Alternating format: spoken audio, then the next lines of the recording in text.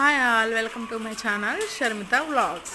వేడి వేడి అన్నంలో దొండకాయ పచ్చడి వేసుకొని కొంచెం నెయ్యి వేసుకొని కలుపుకొని తింటే అబ్బాబాబా సూపర్.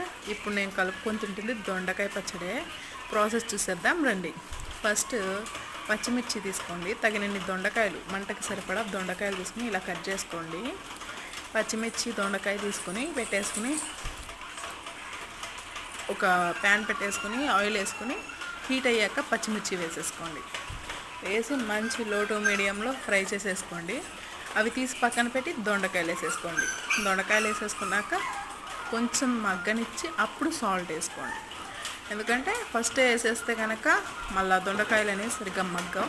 సో కొంచెం మగ్గాక సాల్ట్ వేసుకుంటే బాగుంటుంది కాబట్టి వేసేసుకోండి. సో అవి కూడా శాంతం మగ్గిపోయిందాక చూడాలి, ఎందుకంటే ఉడికితేనే బాగుంటుందండి. ఈలోపు చల్లారిన మిరపకాయలని మిక్సీ జార్లో వేసేసుకున్నాను.